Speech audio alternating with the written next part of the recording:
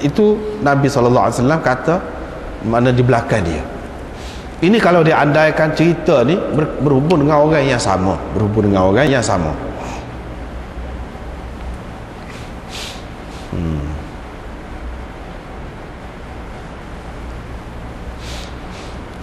Itu yang pertama. Yang kedua, Nabi SAW kata berjaya dia kalau dia benar. Kalau dia benar, dia berjaya. Lepas tu dia kata kemudian tu, siapa-siapa nak tengok ahli syurga, ketika dia kata berjaya kalau dia benar, ketika tu Nabi SAW tak tahu lagi keputusan berhubung dengan orang tu hak sebenarnya. Tetapi kira-kiranya mengikut kaedah biasa, kalau dia benar, kalau dia betul, dia akan berjaya. Itu gitulah kaedahnya. Nabi SAW cerita. Lepas pada tu Nabi SAW dapat tahu, Allah SWT bagi tahu bahawa orang tu ahli syurga, baru dia kata. Itu pendapat yang kedua. Molek juga. Molek juga. Bila Allah SWT bagi tahu kepada dia, maka dia pun cerita.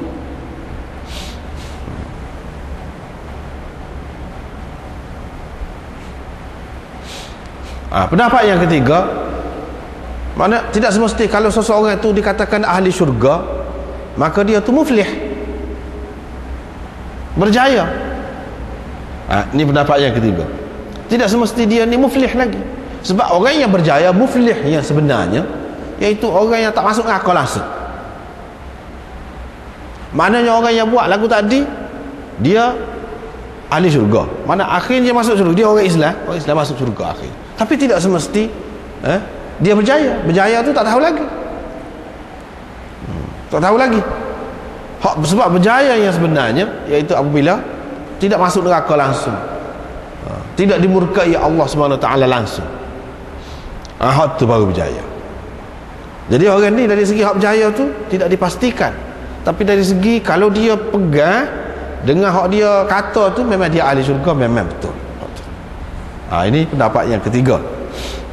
Tetapi pendapat yang ketiga ni kurang kuat sikit lah, kurang molek sikit. Sebab bila kata berjaya tu maknanya berjaya, ahli syurga masuk syurga lah berjaya tu. Tak cara lah lagu mana-mana pun. Tak perlu bahas dah lah dia masuk syurga kemudian kau dulu kau. Bahkan kira-kiranya apabila disebut oleh Nabi SAW sebagai seorang yang berjaya ni, mestilah ada keistimewaan dia. Ada keistimewaan dia. Kalaulah maknanya serupa dengan orang lain, setiap orang Islam masuk syurga, serupa dengan orang lain, tak payah kata lagu tu lah. Ni mesti Nabi SAW kata dia berjaya ni dan dia ahli syurga, ada keistimewaan dia lah, beza daripada orang lain.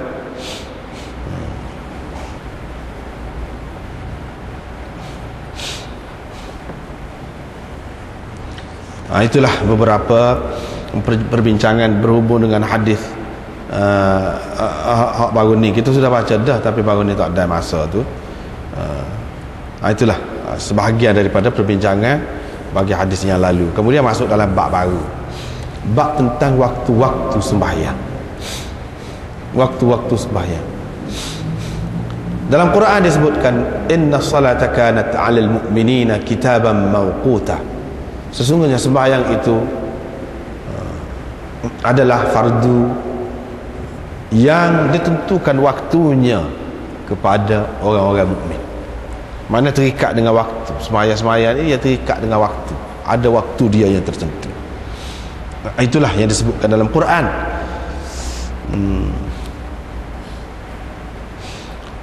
Secara umumnya, lepas tu aqimis salata liduluki syams ila ghasaqil lail wa qur'anil fajr. Itu lain pula, lebih detail lagi. Tetapi hak detail benarnya iaitu dalam hadis. Dalam hadis. Ini hadis ni lah, hadis-hadis yang kita nak baca ni berkenaan dengan waktu.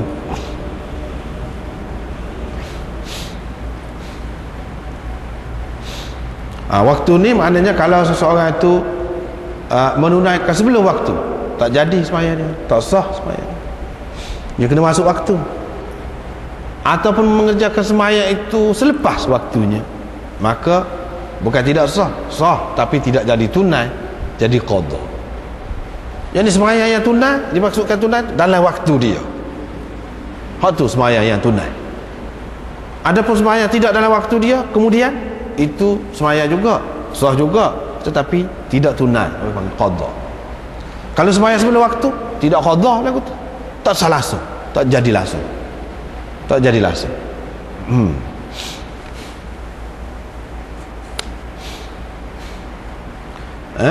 Kalau dia niat sembahyang zuhur, dia tahu dah belum masuk zuhur, dia niat sembahyang, tak jadi pun satu, sia-sia saja. Bahkan kalau dengan sengaja, dia tahu bimbang, takut berdosa dia. Jadi sunat pun tidak, jadi sunat pun tidak. Tapi kalau dia sembahyang sunat sebelum pada tu dengan niat sunat, boleh pahala sunat, tak apa. Tapi kalau dia niat sembahyang zuhur, tak boleh jadi berdosa, boleh jadi berdosa. Kalau sebelum waktu. Kalau dia tidak niat tak apa. Tapi kalau dia sudah sembahyang ada di rumah dia pergi ke masjid, sembahyang tu juga dia ikut tu imam pula sembahyang, boleh, tak apa, jadi boleh sunat, tak apa kalau dalam waktu. Tapi kalau sebelum waktu nak niat waktu tu tak boleh jadi berdosa. Nak jadi sunat tak ada, sia-sia saja. Itu makna terikat dengan waktu. Terikat dengan waktu di sini maksudnya dalam keadaan biasa.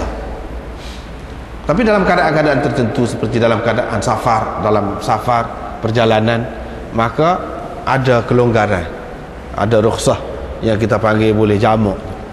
Boleh jamak. Ada rukhsah. Itu pun seperti sebelum pada ni pun kita sudah cerita dah, ada khilaf lagi berhubung dengan jamak tu. Mengikut Imam Abu Hanifah, jamak hakiki tak boleh, mana terikat dengan waktu juga semaya. Sebab dia bukan hak ni lah, asasnya adalah Quran sebut kitaban mawquta, waktu tu kena jaga walaupun di hujung waktu, tapi kena dalam waktu. Jadi hak dalam hadis tu kata dia kebanyakannya, kecuali di Muzdalifah ke apa di semasa haji itulah, hak tu memang jamak suri mereka terima. Tapi kalau hak selain daripada tu, jamak hakiki, hak di Muzdalifah ke apa. Tapi kalau hak selain daripada tu, maka semuanya jamak suri buat sembahyang zuhur dalam waktu zuhur, tapi betul-betul di hujungnya.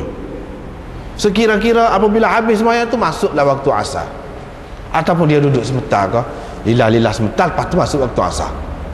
Tidaklah lama lah, mengikut kebiasaannya orang tidak panggil lama lah setara tu. Kalau tunggu setara tu, lepas tu sembahyang asar dalam waktunya, betul-betul di awal waktunya. Itu orang panggil jamak suri. Sebab apa? Sebab dia terlalu mengutamakan ayat ini, tak boleh ke mana-mana. Jamak hakiki tak boleh. Jamak suri hak adanya. Kecuali hak masa pergi haji tu.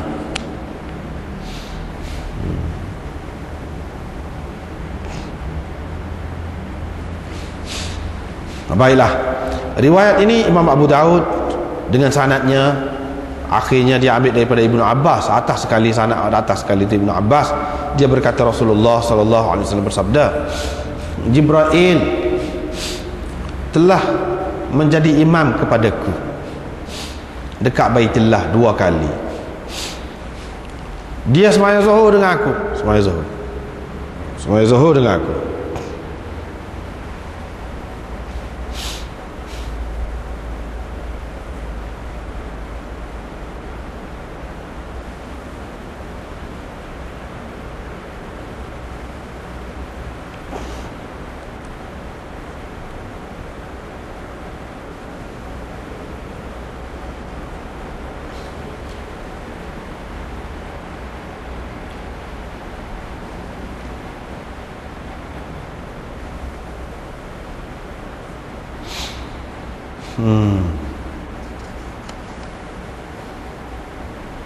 Dua kali ni sebenarnya.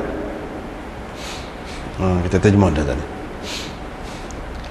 Jadi mula-mula sembahyang zuhur. Dalam hadis ni disebutkan sembahyang zuhur hak mula-mula. Begitulah dalam kebanyakan hadisnya, sembahyang zuhur lah hak sembahyang hak mula-mula.